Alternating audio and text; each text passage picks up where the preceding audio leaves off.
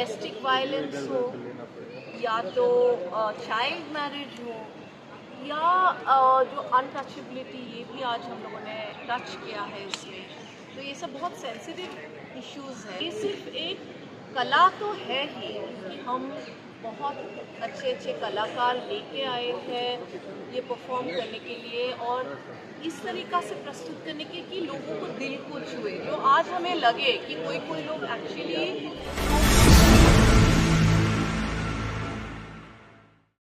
100 साल पहले लिखी हुई कहानियाँ हैं। तो उस टाइम में उनके वो सोच विचार थे अपनी महिलाओं को लेके कि महिलाओं को अपने हक के लिए लड़ना चाहिए।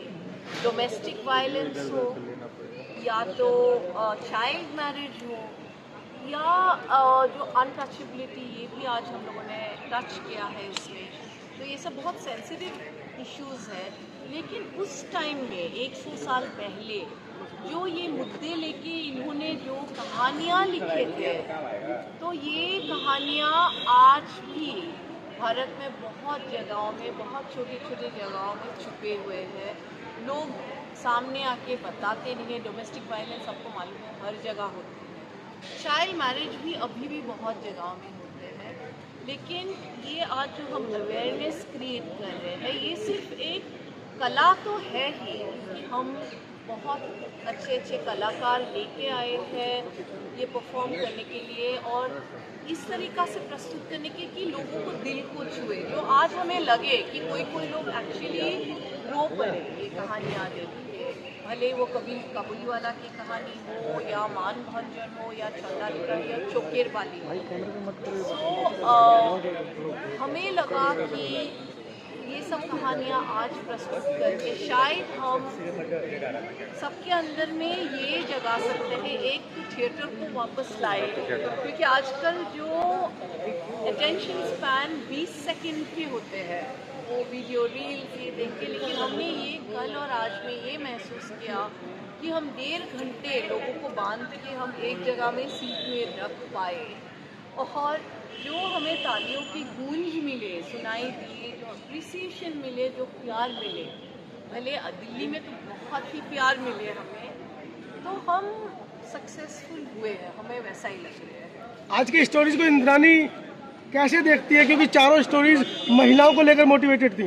जी तो मैं यही तरीक़ा से देख रही हूँ कि जो इनके थ्रू जो मैसेजेस हैं, जैसे हमने बताया कि हम बालक विवाह या जो विधवा के साथ जो अभी भी बहुत जगह में होते हैं कि जो उनको नॉर्मल ज़िंदगी जीने की इजाज़त नहीं है, या जो हमारे अभी भी अनटचेबिलिटी बहुत जगह में है, एंड डोमेस्टिक वायलेंस, ये चारों मुद्दे ये हम 4 स्टोरीज में आज लेके, तो मुझे तो बहुत अच्छे लगे ये आज कि हम प्रेजेंट कर पाए, लोगों तक पहुंचा सके कि 100 साल पहले अगर रविंद्रनाथ टैगोर की सोच इतनी ऊंची थी, इतनी फॉरवर्ड थिंकिंग थे, तो आज की महिलाओं को भी ये चीज़ अपने स्टैंड लेना चाहिए। और वो सबसे बड़ी बात है, गुरु रविंद्रनाथ टैगोर मेल होके सपोर्ट किया है। तो ये शायद मैं सोच रही हूँ कि जो अपने पुरुष है हमारे इंडिया में, तो वो पुरुष भी ये समझ पाए कि ये इश्यूज़ को जब भी कोई औरत आवाज़ उठाती है तो उनको पुरुषों को भी सपोर्ट देना बहुत ज़रूरी है। मैम, आपके पूरा जो ये कार्यक्रम था उसमें जो कैरेक्टर थे, खास करके गोविंदनाथ का कैरेक्टर था और उसके साथ जो एक महिला नृत्य कर रही थी, तो कैरेक्टर को लेकर क्या कुछ और बेहतर हो सकता था? जिस तरीके से जो पुरुष महिला का जो रोल था, क्या उसमें कुछ चेंज आ सकता है? देखिए, ऐसा कास्टिंग तो हमारे डायरेक्टर्स हमारे कास्टिंग करते हैं, लेकिन हम नॉर्मली थिएटर स्पेस होते हैं ना, हम उसमें ज़्यादा परफॉर्मर्स देखते हैं। तो उसमें अलग अलग लोगों के अलग अलग नज़रिया होते हैं। तो अभी हमारी सिर्फ सेकंड शो है नायिका भूमिका पे, तो जैसे जैसे हम आगे शोज़ करते जाएंगे, हमें और भी फीडबैक मिलते जाएंगे, हमें समझ में आएंगे कि ऐसे क्या ये करना है। लेकिन कास्टिंग हमारे सब डायरेक्टर्स ही करते हैं। तो मैं प्रोड्यूसर हूँ, एक मेरा रोल है प्रोडक्शन का, दूसरा रोल है मैं परफॉर्मेंस में। तो उसका आगे ये तो आप एक्चुअली डायरेक्टर से पूछने से ये सवाल आपको ज़्यादा उसका रिप्लाई वो दे सकते हैं।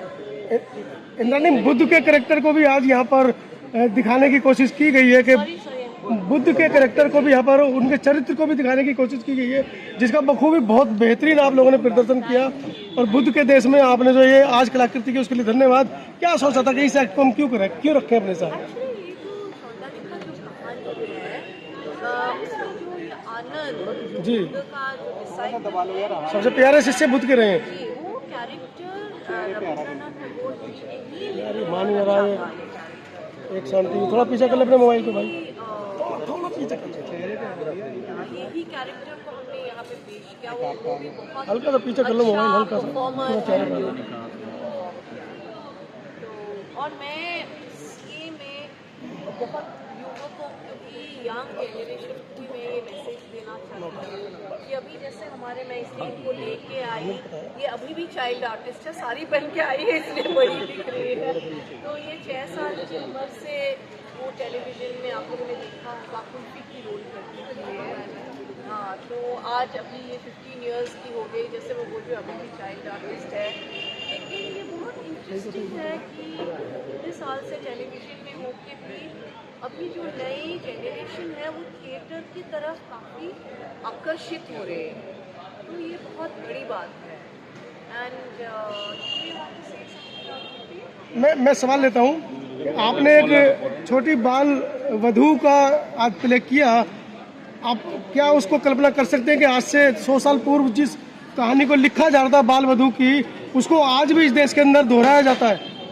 आई थिंक बहुत सालों पहले भी ये प्रथा चल रही थी एंड अभी भी बहुत छोटी छोटी जगहों पे, कुछ गाँव में अभी भी ये चलता है। बट हमारा ये मोटिव है कि हम सोसाइटी की तरफ इस चीज़ के ऊपर प्रकाश डालें और सबको ये बताएं कि ये सही नहीं है और इस चीज़ों को हमें सपोर्ट नहीं करना चाहिए।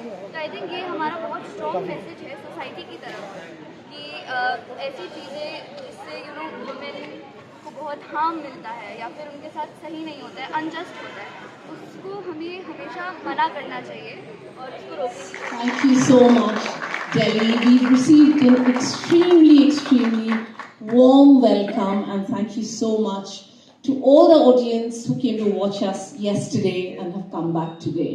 Thank you so much. Let me first start off by thanking PVLF, which is Pragati Vichar Literature Festival, and Mr. Kapil Gupta and his entire team who have made this possible for us.